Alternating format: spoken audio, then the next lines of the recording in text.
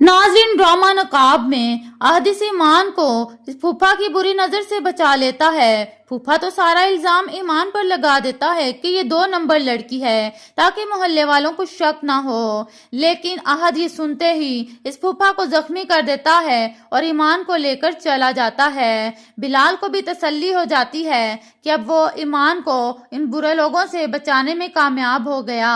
दूसरी तरफ आप देखेंगे कि तैमूर पार्टी में लैला से कहता है कि तुमने इस ईमान को यहाँ से भेजकर अच्छा नहीं किया, क्योंकि वो मेरी जिम्मेदारी थी, तुम्हें ऐसा नहीं करना चाहिए था। तो लैला उसे बताती है कि मैं तो उसे कह रही थी कि वो मेरे पास रुक जाए, क्योंकि तुम्हारी बीवी के बुरे बिहेवियर की वजह से वो बहुत रो रही थी। तैमूर ये सुनकर अपनी बीवी से भी नाराज हो जाता है और उसे लिफ्ट नहीं कराता। इसकी बीवी भी समझ जाती है कि तैमूर किस वजह से परेशान है और मुझसे नाराज है। ईमान को भी सारी समझ लग जाती है। अब ईमान अहद को पसंद भी करने लगी है। अहद भी उसे अच्छी नजर से अब देखने लगा है। ईमान की फूफी उसकी माँ को फोन करती है और कहती है कि उनकी बेटी एक लड़के के साथ हमारे घर आई थी, तो वहां पर उसे खूब डांट खिलाती है उसकी माँ और कहती है मेरी बेटी ऐसी नहीं है और आइंदा से मेरी बेटी के बारे में ऐसी बात मत करना।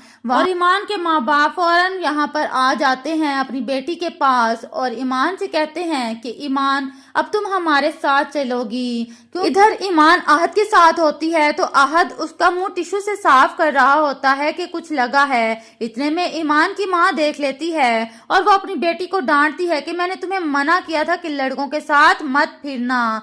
तभी ईमान अपनी माँ को बताती है कि फूफी ने आपको पूरा सच नहीं बताया कि फूफा ने मेरे साथ क्या किया। ईमान सारी हकीकत अपनी माँ को बता देती है और फिर ईमान के माँ बाप जाते हैं उस फूफा के घर और उसका गिरेबान पकड़ लेते हैं और फिर ईमान के बाबा उसे कहते हैं कि चलो अब तुम सारी पढ़ाई जो है वो वापस घर जाकर करोगी, यहाँ रहने की कोई जरूरत नहीं। लेकिन तैमूर इन्हें जाने नहीं देगा। वो अपनी रिस्पॉन्सिबिलिटी पर किसी न किसी तरीके से यहाँ पर इन्हें रख ही लेगा और ईमान यही